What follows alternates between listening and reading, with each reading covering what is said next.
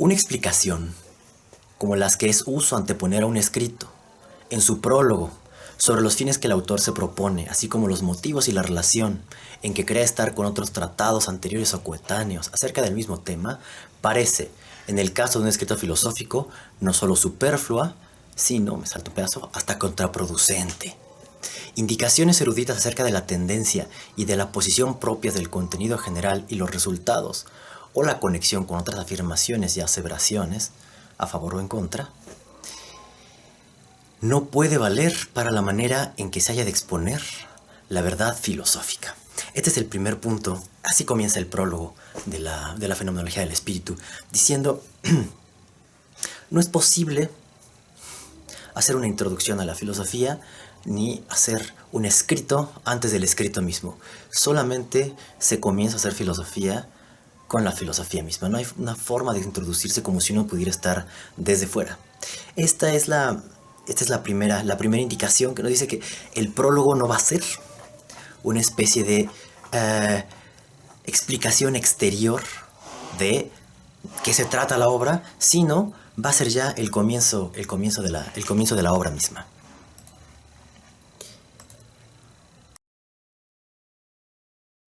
Ahora pongamos atención en una cuestión muy particular, en una palabra. Dice la exposición de la verdad filosófica. Darstellung. De lo que se trata aquí no es de cómo somos conducidos por medio de la filosofía a una especie de revelación, ni tampoco se nos cuenta quiénes son aquellos o aquellas que están facultados para filosofar. De lo que se trata es de exponer la cuestión ahí. Un sistema filosófico no es una conexión simplemente de verdades, sino es un trabajo en el cual queda plasmado. Hay una probablemente estén familiarizados por Heidegger con la palabra Dasein, que es la existencia, que viene de sein, ser, y el da, el prefijo alemán que significa ahí, es un deíctico, es ahí, aquí, en este lugar. Bueno, la palabra Darstellung tiene ahí una R que es nada más fonética, pero es como da, stellen, que es poner, y el sustantivo, Stellung, lo puesto ahí, algo que está puesto ahí concretamente. La Darstellung no es un tratado para iniciados, sino es poner ahí, de manera concreta, con todos sus momentos y determinaciones, aquello que corresponde a la verdad filosófica. Entonces, aquí continúa el prólogo diciendo, además, como el elemento de la filosofía es esencialmente la universalidad que encierra dentro de sí lo particular, tiene lugar, en su caso, mucho más que en el de otras ciencias, la apariencia de que en la meta o en los últimos resultados quedará ya expresada la cosa misma. El asunto es, si la filosofía es una exposición de su verdad, no hay más que una autoexposición de la filosofía. Y por lo tanto, la filosofía tiene que irse desarrollando poco a poco, o el sistema filosófico es la autoexposición progresiva de los asuntos filosóficos. Vamos a ponerlo de otra forma. La filosofía se ha escrito en muchos géneros. Se ha escrito en el género del diálogo. Platón se ha escrito en la forma del tratado. Se ha escrito en la forma de la meditación. Se ha escrito, pero esta forma particular es la forma del sistema. O más recientemente, en el siglo XX, la forma del aforismo, ¿no? Incluso el siglo XIX, ¿no? Con Nietzsche. Pero no es baladí la forma en la cual se expone la filosofía, porque eso supone una idea de la filosofía misma y una idea de la verdad o de la falta de verdad que puede haber en ella. Entonces, dice Hegel, si hay una verdad, no hay más que la verdad. No hay verdades, sino es la verdad. Y la filosofía no es un tratado sobre la verdad, o no es un modo de acceder a la verdad, sino que la filosofía es el modo en que la verdad comparece frente a nosotros. Eso no quiere decir que la filosofía sea el único sitio. Más bien la filosofía es el sitio donde se recogen todos los otros sitios en el concepto, donde aparece algo del orden de la verdad. Y eso es prácticamente todo, lo decíamos. Nuestra relación con las cosas, nuestra relación con la naturaleza, la producción de objetos, nuestra relación con el prójimo, nuestra relación con nosotros mismos, nuestra relación con la materia, en general todo lo que concierne relación en absoluto, de algo con algo y de alguien con algo, de un sujeto y de un objeto, pero también de un objeto con un objeto y de un sujeto con un sujeto. Ahí donde hay relación, hay filosofía y hay una verdad de esa relación. Y la exposición de esa verdad es la filosofía. Entonces, por lo tanto, si la filosofía es todo esto, incluye tantas cosas y tiene esta ambición que nosotros llamaríamos ibris, bueno, entonces es evidente que una exposición no se puede dar de golpe. A ver, entonces, cuando dijimos que existen diferentes modos de presentar la verdad filosófica y que eso, o que la forma de concebir la verdad filosófica se plasma en la elección que se hace del modo de exponer la filosofía en el tratado, en el diálogo o en el sistema, en el sentido idealista del término, bueno, pues nosotros estamos acostumbrados en este sentido a, en buena medida, a concebir la filosofía como una cuestión de las primeras preguntas, o de los primeros principios, perdón. Los primeros principios, esto es la formulación aristotélica de la metafísica, como la ciencia más excelsa, que es la ciencia de los primeros principios. ¿Y qué son estos primeros principios? Bueno, hay muchas, desde luego la filosofía los ha concebido de muchas maneras, pero bueno, los primeros principios aristotélicos serían como aquellas categorías fundamentales en las cuales aprendemos el ser. Tal cual.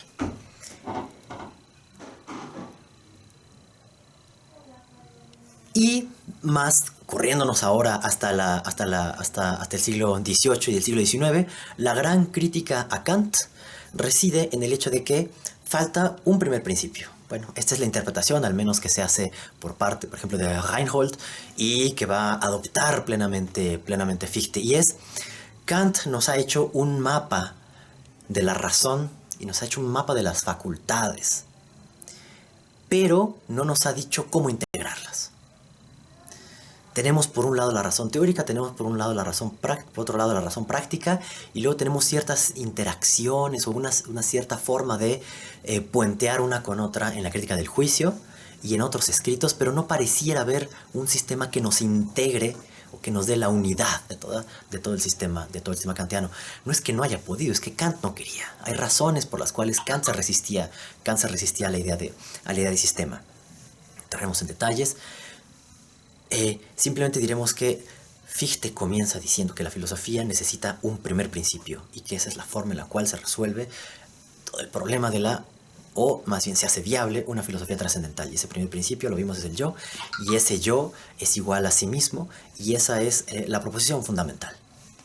Lo que está diciendo Hegel es que la filosofía parece que se agotaría en los primeros principios, o por el contrario, que se agotaría en sus resultados. Entonces, si hay algo así como una exposición filosófica, esa exposición filosófica no puede darse por satisfecha ni en los primeros principios, que para Hegel serán lo abstracto, lo primero pero indeterminado, lo carente de determinación, unbestimmt. Tampoco puede darse por satisfecha con los resultados, como si las filósofas pensaran en una serie de cosas y entonces nos los pudieran dar masticado a la sociedad o a los científicos. No hay tampoco ningún resultado filosófico que valga fuera del camino que nos lleva hacia él. Y bueno, todo este camino es lo que Hegel llama el desarrollo, y la primera cuestión a disipar, el primer malentendido a disipar y al cual está aludiendo estas líneas del prólogo es: la filosofía no está hecha ni de primeros principios ni tampoco de resultados, sino de la relación de unos y otros, o del camino que lleva de unos y otros a partir de un desarrollo inmanente. Y la exposición de ese desarrollo inmanente es el sistema filosófico o el sistema de la ciencia. Bueno, ¿y cómo es este sistema filosófico? Orgánico. Tengo problemas con esta palabra, explicaré por qué. Que no es que se trate de una vida impoluta que se desarrolla libremente, no, es un proceso que implica la muerte. O sea, esto del sistema, hay momentos que se llaman, que Hegel quizá engloba en este concepto de negatividad, en el cual, bueno, nos enfrentamos a contradicciones, nos enfrentamos a la muerte, nos enfrentamos al relativismo, nos enfrentamos al escepticismo, y todo eso forma parte, son momentos esenciales de la verdad. En otras palabras, ahí donde desaparece la verdad, donde desesperamos por no poder encontrarla, Todo ello constituye un momento necesario en el conocimiento de la verdad y de lo verdadero en general. Pero, puesto que esto es un proceso, lo que tenemos que entender es de qué se trata este proceso. Entonces, dice, en cambio, en la representación general de lo que sea, verbigracia, por ejemplo, la anatomía, en tanto que conocimientos de las partes del cuerpo consideradas en su existencia no viva, se está convencido de no poseer todavía la cosa misma, el contenido de esta ciencia, sino de tener que esforzarse aún por alcanzar lo particular. Aún más, cuando se trata de semejante agregado de conocimientos que no lleva legítimamente el nombre de ciencia, etc. ¿Qué significa esto? Que la filosofía no es como la anatomía. ¿Cuál es la representación que tiene Hegel aquí de la anatomía? Pues ahí está, un agregado de partes, un agregado de cosas en las cuales podemos tener incluso de articulación, ¿no? Nosotros tenemos los huesos, tenemos una disposición, tenemos una estructura y sabemos qué va con qué, pero eso no se mueve. Lo que quiere la metáfora aquí de la anatomía y de lo vivo es que la ciencia filosófica ha sido hasta ahora como un gran esquema, pero no un gran sistema dinámico, ¿no? Para ponerlo en términos más contemporáneos. Y lo que significa en Hegel es, no está vivo porque no vemos cómo se van engendrando los conceptos entre sí. La crítica a Kant, por ejemplo, en la deducción de las categorías, cuando nos presenta estas tablas en las cuales se organizan los juicios, si son, por ejemplo, según la cantidad son universales, singulares universales, particulares o singulares, por ejemplo, o según la modalidad, son apodícticos, necesarios, contingentes. Todas estas tablas de las categorías en las cuales nosotros clasificamos el mundo y por medio de los cuales generamos juicios, porque se trata de generar juicios, parece que están ya hechas. Están ahí, uno las encuentra. Y es el caso también en Aristóteles, de lo que se trataría, o en el caso de la filosofía medieval, de lo que se trataría es encontrar cuáles son estos conceptos fundamentales que ya están ahí. Pero lo que dice Hegel es de lo que se trata el sistema filosófico y de lo que se trata la historia misma, porque el sistema no hace más que resumir lo que realmente ha ocurrido.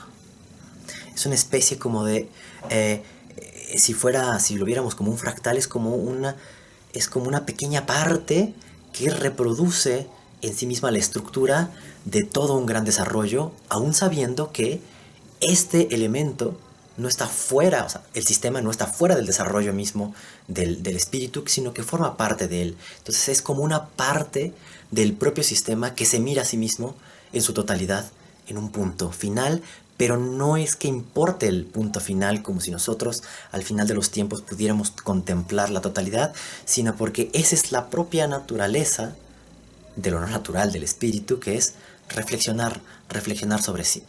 Pero reflexionar sobre sí significa darse cuenta que aquello que constituye la verdad filosófica, esos grandes conceptos en los cuales ésta se expresa, son conceptos que no están encontrados, es decir, no son conceptos que ya estén hechos, ni tampoco estructuras que ya estén formadas, sino son conceptos que se van engendrando unos a otros.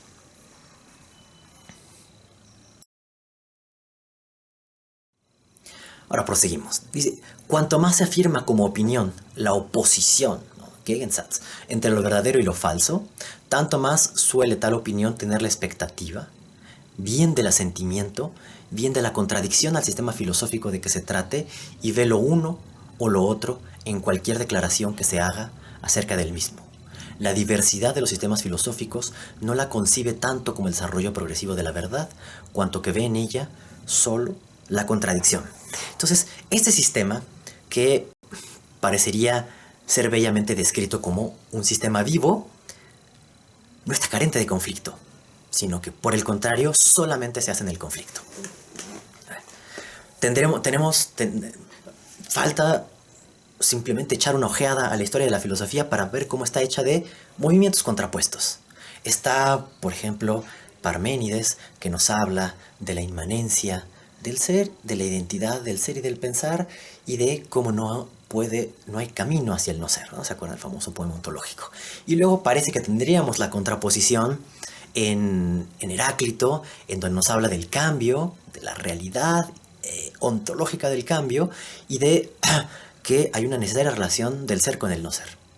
Acuérdense esta cosa de que nunca nos podemos bañar dos veces, no nos podemos bañar dos veces en el mismo río porque este siempre está cambiando.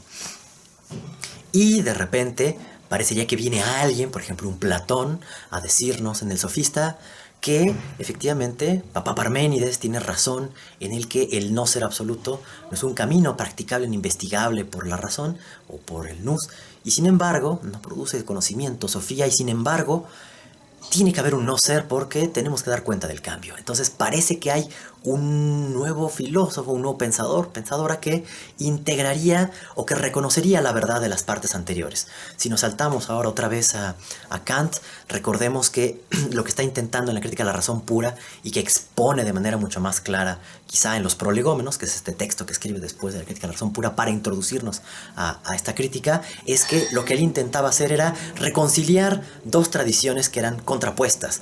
Por un lado, el racionalismo, que pretende el conocimiento por puros conceptos y que se llama dogmatismo.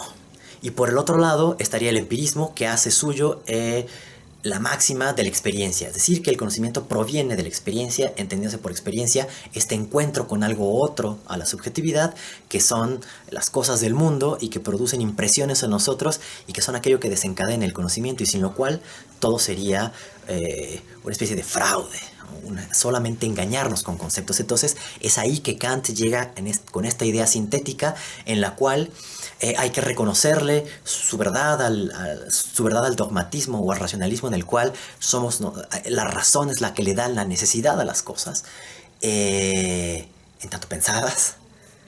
Pero por el otro lado, ¿no? Y eso serán los conceptos puros del entendimiento, pero por el otro lado no podemos conocer realmente nada determinado, nada concreto, si no nos son suministrados datos sensibles o si no tenemos un aparato receptivo. Entonces receptividad y espontaneidad estarían sintetizadas, pero antes de que llegue Kant lo que existe es solamente una guerra entre sistemas. Y lo que está diciendo Hegel es que los sistemas filosóficos captan otras contradicciones que se expresan en la vida social, en la vida política, o en la vida personal, o en la relación del individuo con la sociedad, o en el enfrentamiento, por ejemplo, de la iglesia contra la ciencia. Hay muchas contradicciones. Entonces, la vida del espíritu está hecha de guerra, está hecha de lucha, está hecha de oposiciones y sobre todo de contraposiciones. Entonces, dice, la opinión común, el sentido común, si lo quieren ver así, lo que no puede soportar es que existan estas contradicciones. Ahora, ¿por qué no? Porque nos dice o es esto o es aquello, porque no puede ser las dos cosas.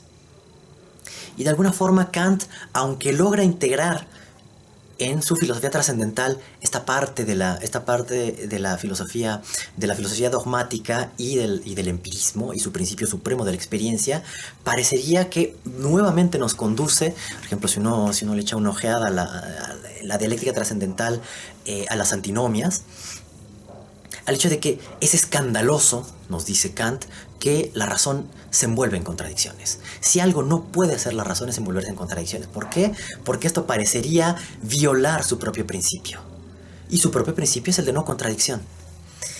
Esto desde luego, está en Descartes, está en Spinoza, pero está sobre todo en Leibniz. Y está, por supuesto, en este sistematizador que es Wolff. Y quien le pasa a Kant su idea de metafísica, ¿no? Lo que es la metafísica generalis, lo que es la metafísica specialis, etc. Todas estas distinciones a las que alude Kant. Bueno, pues resulta que lo que Kant nos está diciendo es que todo lo podemos, el conocimiento de la razón, o más bien, la razón nos permite el conocimiento y la experiencia en general precisamente porque no posee contradicciones, no puede estar en desacuerdo consigo misma. Las antinomias son aquellas grandes contradicciones en las cuales se ha envuelto la metafísica specialis, y la metafísica es al tratar sus objetos. ¿Y cuál es la metafísica specialis según Wolff? Bueno, pues es aquella parte de la metafísica que está concernida con tres grandes objetividades, con los tres grandes objetos. ¿Y cuáles son los tres grandes objetos de la metafísica? Dios, el alma y el mundo. Y eso da lugar, por un lado, en el tratamiento de Dios a la teología, en el tratamiento del mundo a la cosmología racional y en el tratamiento del alma a la psicología racional. Bueno, pues resulta que estos tres objetos de la metafísica nos conducen a contradicciones, ¿no? Si el alma es eterna o no es eterna, si el mundo tiene un inicio o no tiene un inicio. Esto, que está tratado en las antinomias, dice, son contradicciones. Y son contradicciones, y las antinomias nos muestran que cuando nosotros tratamos las cosas de manera puramente conceptual, resulta que tenemos tan buenos elementos para afirmar una tesis como para refutarla. Y entonces parece que no podemos decidir. La solución kantiana es decir que eso no produce conocimiento, que la metafísica, pensada así como Wolf, no produce conocimiento, sino que necesita un material sensible. Y como no podemos intuir a Dios, no podemos intuir el alma y no podemos intuir el mundo como totalidad, entonces no podemos decir nada de esos objetos. Eso no quiere decir que no podamos pensarlos, y eso será parte de las ideas de la razón, pero eso es otro asunto.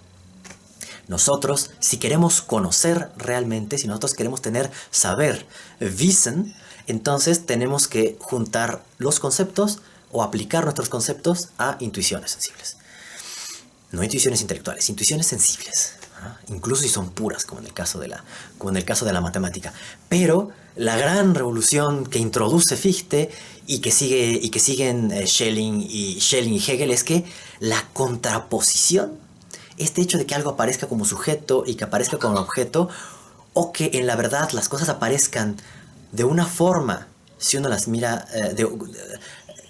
de una manera, si uno las mira desde un lado, y como su contrario, si uno los mira desde la otra, esta es el punto absoluto, o la forma en la cual se puede conocer el absoluto, a partir de contradicciones. Y por lo tanto, el sistema filosófico lo que nos deberá mostrar es todas las contradicciones en las cuales se ha envuelto la filosofía, pero mostrando que estas contradicciones eran necesarias, absolutamente necesarias, y que lejos nosotros de quedarnos atrapados en ellas, realmente vamos progresando a través de ellas, tal que, y de aquí viene esta simplificación de la que seguramente habrán escuchado algo de la tesis, la antítesis y la síntesis. Bueno, está chafa, es una forma bastante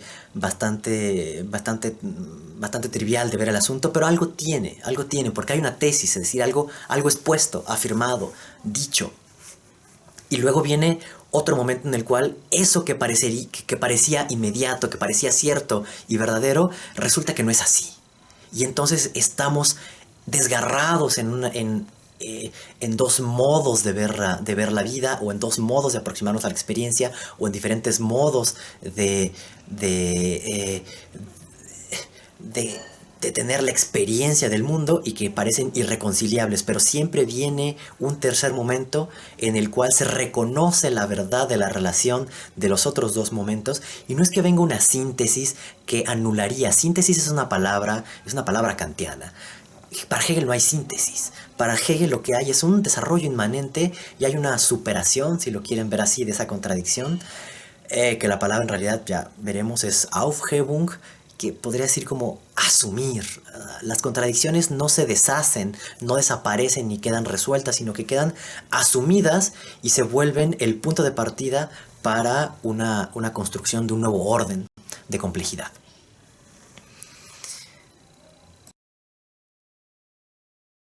Pero entonces, vean el problema.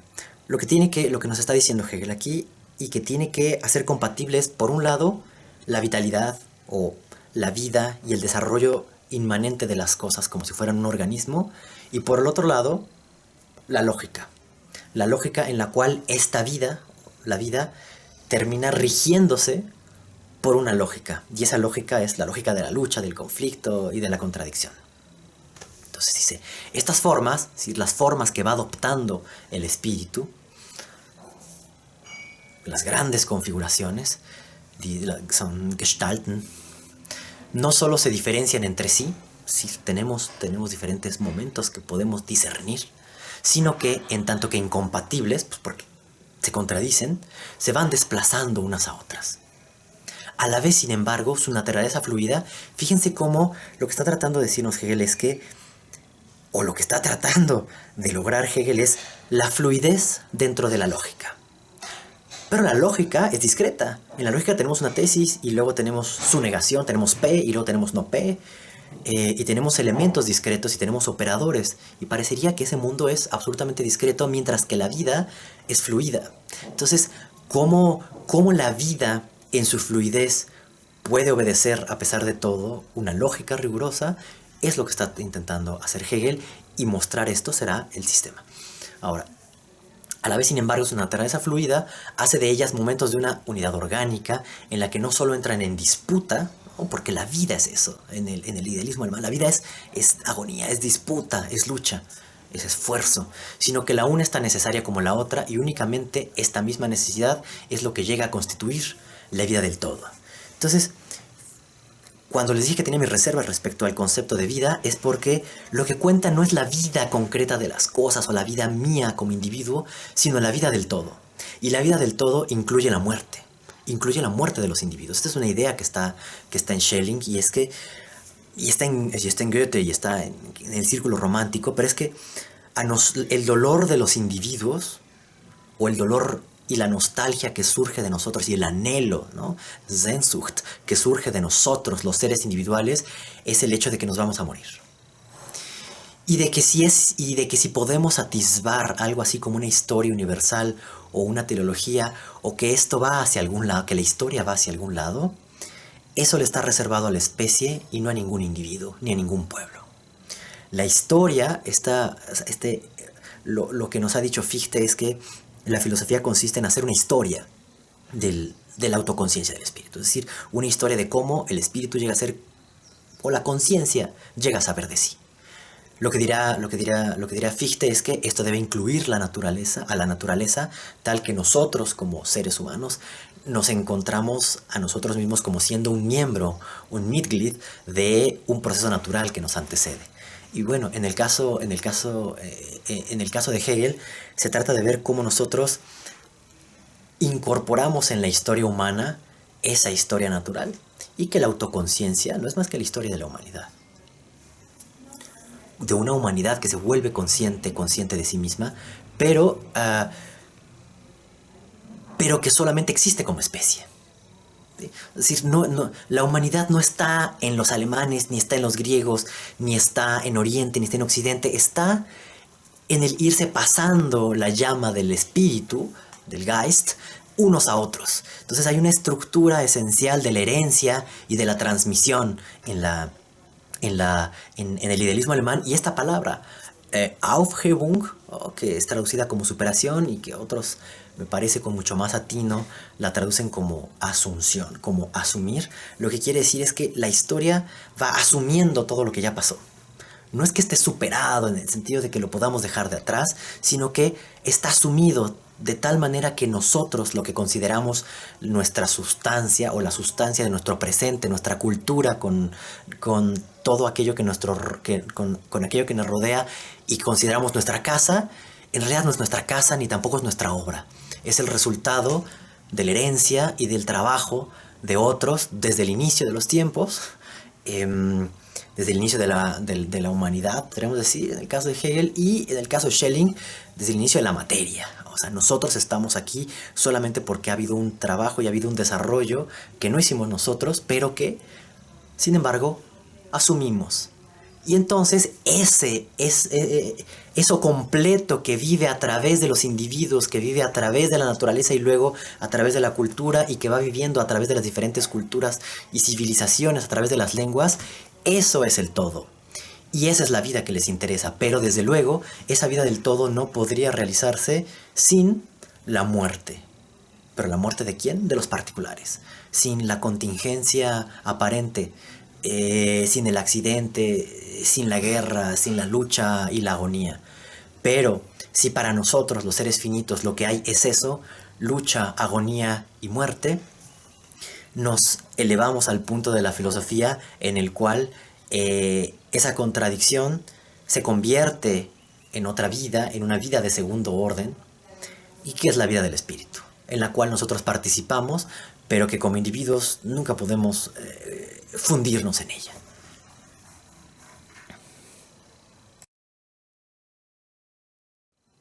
Bueno, con lo que hemos dicho, entonces este párrafo estará muy claro. Dice, pues la cosa, el asunto de la filosofía, la verdad, no se agota en sus fines, Zwecke, sino en el proceso de su ejecución, ¿no? La Ausführung. Ni el resultado, das Resultat, es el todo efectivo, das wirkliche Ganze, sino que lo es conjuntamente con su devenir, werden. La meta tomada para sí es lo universal sin vida. ¿Qué es lo que está contrastando aquí Hegel? El punto de vista finito, ¿no? El punto de vista de la conciencia empírica, podríamos decir, o de la conciencia natural, para tomar un término prestado de la fenomenología, sería el punto de vista finito, es decir, el punto de vista que ve las cosas ya hechas y no el proceso de su surgimiento. Es aquel que ve la historia en sus resultados como mi cultura, mi pueblo, mi lengua, y no ve cómo esa lengua es el resultado de otras lenguas, ni cómo ese pueblo es el resultado de otros pueblos, y cómo la historia humana es el resultado de la historia natural también. Y por el otro lado, tampoco es la filosofía y ya lo veremos en las próximas diapositivas, tampoco es la consideración de los inicios como la noche de los tiempos, pero ya llegaremos a ello. Dice, la meta tomada para sí es lo universal sin vida, igual que la tendencia es el mero afán que todavía carece de realidad efectiva. No nos interesa, pues, no nos interesan las metas como los grandes fines de la humanidad, sino nos interesa lo que hace real y efectivamente la humanidad, wirklich. Y al mismo tiempo, tampoco nos interesan estas grandes tendencias, el Trieb, la tendencia que lleva a los seres humanos a hacer las cosas, sino lo que nos interesa es cómo esas tendencias se vuelven efectivas aquí en la familia, o se vuelven, para tomar el marco de la filosofía del derecho, aquí en la familia, o aquí en la sociedad, en la lucha de intereses, o en la lucha por la apropiación, o aquí en el Estado. Entonces, es muy importante, tanto en Schelling como en Hegel, estamos aquí en el prólogo de la genealogía de Hegel, es que la filosofía no salta por encima de las cosas.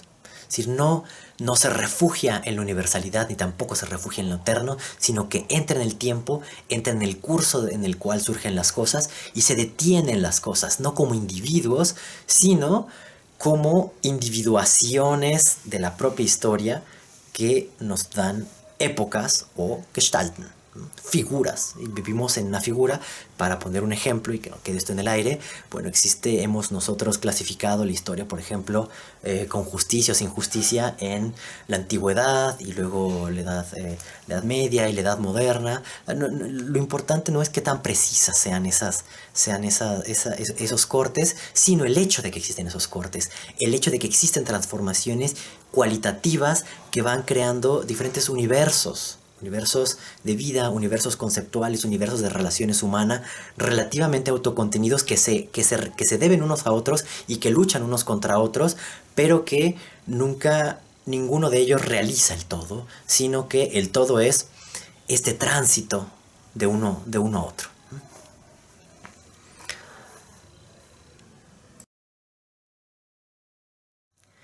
Entonces, si el sistema filosófico debe detenerse en cada determinación, o en cada determinidad, en cada Bestimmtheit, quiere decir que la filosofía tiene que demorarse en las cosas. No podemos hacer algo así como para contraponerlo con Heidegger, no podemos hacer una historia así del ser en general. Tenemos que hacer una historia de la humanidad, donde vengan los pueblos concretos, donde vengan los nombres concretos, donde vengan las filosofías concretas, donde vengan las instituciones concretas. No hay una historia empírica que sería derivada y segunda, y una historia trascendental que sería la auténtica. No, la historia es siempre empírica, pero está constantemente animada por una historia trascendental que es apropiada empíricamente y vuelta a lanzar en una aspiración trascendental. Vamos a aclarar esto. Parecería que a lo que Kant nos conduce es a pensar que hay una serie de eventos que son meramente empíricos y luego una especie de trascendentalidad que condicionaría esos eventos.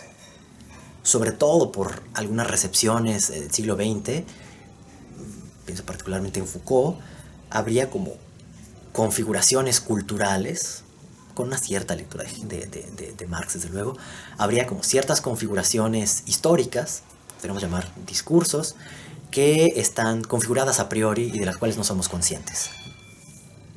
Bueno, esto no es para nada Hegel. Lo que dice Hegel es que, bueno, efectivamente nosotros tenemos un haber intelectual y práctico que nos precede, pero precisamente la tarea histórica reside en comprender comprender esos condicionamientos y volverlos a poner en juego. Entonces no habría una especie como de capa de una historia trascendental pura que no se tocara y que estuviera siempre en una sola dirección, de lo trascendental a lo empírico y determinado, sino que la trascendentalidad entra en la historia y se va determinando a partir de un movimiento de autoconciencia. Pero eso significa tomarse la paciencia, y aquí es donde viene la paciencia del concepto y el trabajo del concepto, ¿no? Das Geduld y die Arbeit, ¿no? El trabajo des Begriffs. Esto significa entonces, pues dice, y lo leemos directamente aquí en el prólogo, dice, pues, en lugar de ocuparse de la cosa, está criticando otras filosofías, este hacer está siempre más allá de ella, ¿no? Pues, está criticando esta filosofía que pretende irse a la universalidad o al origen de las cosas sin tomarse el tiempo de explicar las cosas, de perderse en ellas y dejar que ellas hablen. En lugar de demorarse en ella y dentro de ella olvidarse, este saber den Staat mit der Sache sich zu befassen, ocuparse de la cosa, ist solches Tun immer über sich hinaus, siempre rebasa, ¿no? Rebasa la cosa, está por encima de ella, se va demasiado lejos, ¿no? Statt in ihr zu verweilen und sich in ihr zu vergessen, en vez de permanecer, de estar en ella y de olvidarse en ella, greift solches Wissen immer nach einem anderen. Este saber siempre aspira a algo más, ¿no? Und bleibt vielmehr bei sich selbst. Y al querer ir más allá de las cosas, al querer ir más allá de lo finito, o al querer ir más allá de lo determinado, lo que pasa es que no estamos más que con nuestros propios fantasmas, ¿no? Bleibt vielmehr bei sich selbst. Este pensamiento que quiere comprender las cosas yendo más allá de las cosas, en realidad no alcanza las cosas y solamente está autocomplaciéndose el pensamiento.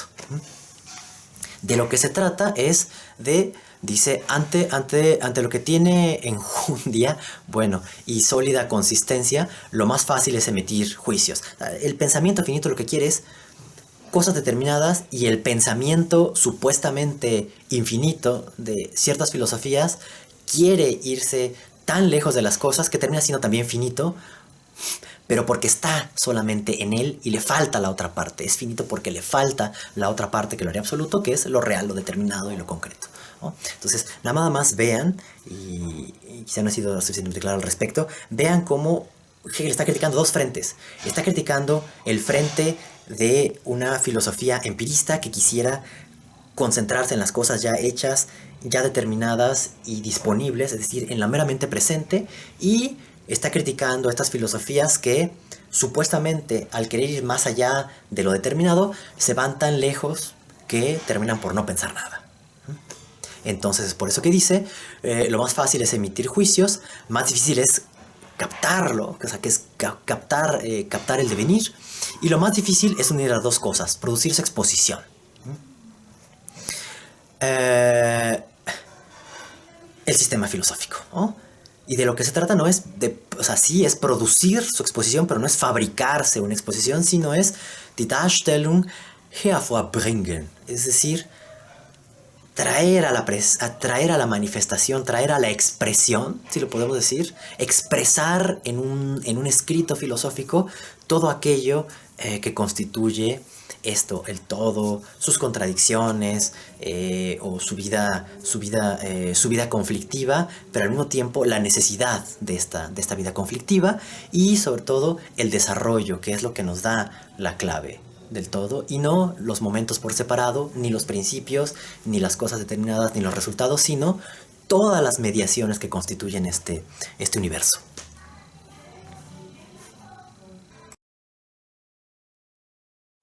Con esto, dice Hegel, la verdadera figura en la que existe la verdad solo puede ser el sistema filosófico de la misma. Por eso es que no se puede hacer un prólogo, sino que el prólogo tiene que formar parte ya del propio sistema. Y el sistema filosófico no habla sobre la verdad, sino es la verdad mostrándose, la verdad misma mostrándose, en el elemento del concepto. Contribuir a que la filosofía se aproxime a la forma de la ciencia, die Form der Wissenschaft, a la meta en que pueda abandonar su nombre de amor al saber, filos, Sofía, y sea saber efectivamente real. Lo que dice Hegel es lo que Kant nos ha dicho, y es que no podemos conocer realmente las cosas, sino que siempre nos acercamos asintótica y progresivamente a ello. Y sin embargo, de lo que se trata de la filosofía es, no, del conocer real. Del conocer real y efectivo, ¿no? Y eso es lo que significa wirklich. Wirklich es la realidad, pero no, en alemán existen esas dos palabras, ¿no? Realität, das Reale, y das Wirkliche o Wirklichkeit, que es lo real en efectivo y efectivo. Oh, Wirklichkeit viene de, o sea, está emparentada pues con Wirkung, con Werk y con efecto, ¿no? Wirkung son los efectos, es decir, los efectos que tienen las cosas. No solamente lo que sucede en una historia trascendental, sino la efectividad de esa historia. Y captar esa efectividad, eso real, eso wirklich, es lo que debe lograr el sistema filosófico. Y no solamente perderse en conceptos abstractos. Bueno, pues esto, que la filosofía se aproxime a hacer un saber efectivamente real y que deje de ser amor al saber, es lo que yo me he propuesto. Dice, la necesidad interna, ¿no? Die innere Notwendigkeit, de que el saber sea ciencia reside en la naturaleza de este. Es que la propia idea de ciencia exige la efectividad. Y esto tiene que ver con la prueba ontológica, pero ya habrá un momento de demorarnos en ello. Dice, y la única explicación satisfactoria a este respecto es la exposición de la filosofía misma. No se hace filosofía sobre. No hay filosofía de las matemáticas, filosofía de la naturaleza, filosofía del espíritu, filosofía... No, solamente hay filosofía, y la filosofía requiere siempre y necesariamente pasar por esos momentos, por el momento naturaleza, y por el momento espíritu, por el momento sujeto, y por el momento objeto. Y la exposición de la filosofía consistirá en mostrar el gran nexo del absoluto, ¿no? El Zusammenhang, cómo está todo pegado y articulado, lógica e históricamente, en un proceso vital y conflictivo.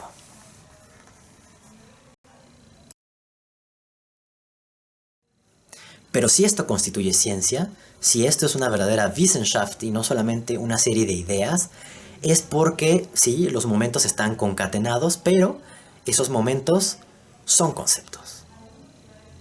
Existe en Hegel, sí, la idea Begriff, concepto, y existe los conceptos filosóficos, y existe el concepto, der Begriff, como lo conceptual en general. Entonces dice, al poner la figura verdadera de la verdad en esa cientificidad, o lo que es lo mismo, al afirmar la verdad de que solo en el concepto tiene ella la verdad, el elemento de su existencia, etc. Es decir, no an den Begriffe hat die Wahrheit está das Wissenschaftliche, ¿no?